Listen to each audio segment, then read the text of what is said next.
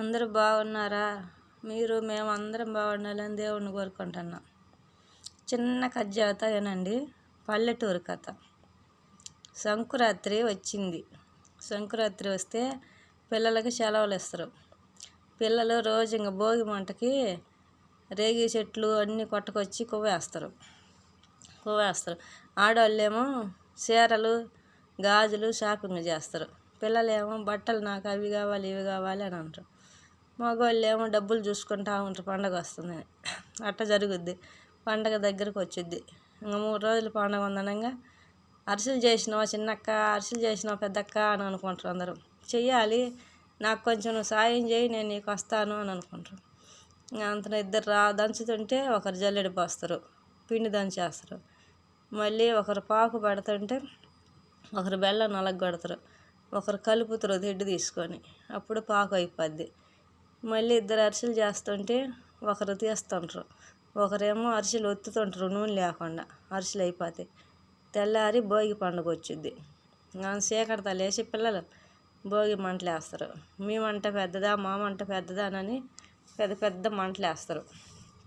వేసిన తర్వాత తెల్లారిన తర్వాత అమ్మ వాళ్ళు పొంగళ్ళు చేసి అన్నం కూరలు వంటలు చేస్తారు.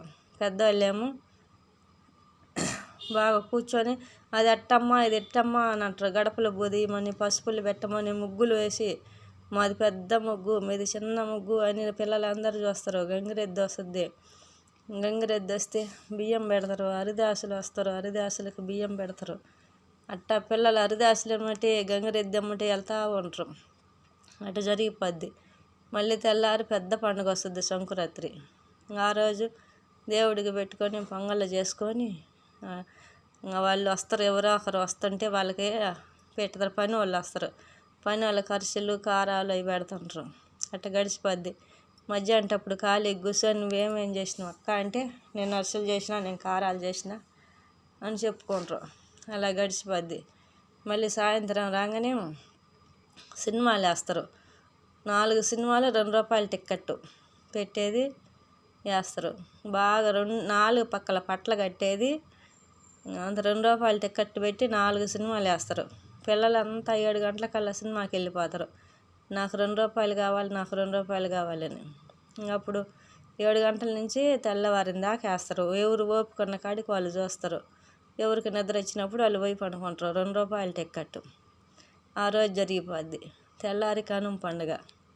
చికెన్లు మటన్లు పెద్ద మగవాళ్ళు చూస్తుంటారు. ఆడవాళ్ళు ఏమో పిండి వంటలు, వడలు, పలావులు, చికెన్లు చేస్తుంటారు. పిల్లలు ఏమో పరిగెత్తుకుంటూ ఉంటారు. ఆ రోజు అట్ట గడిచిపోద్ది.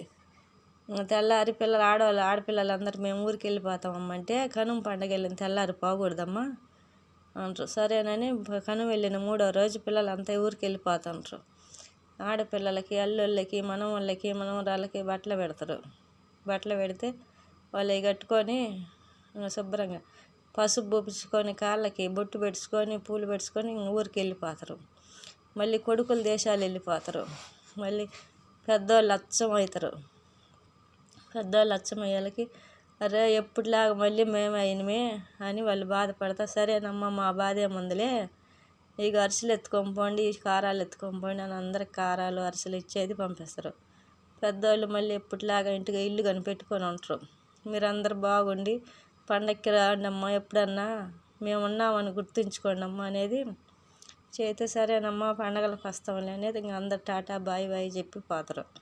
ఎప్పటిలాగా పెద్దవాళ్ళే కనిపెట్టుకొని ఉంటారు ఇల్లు. సరే మరి ఉంటా.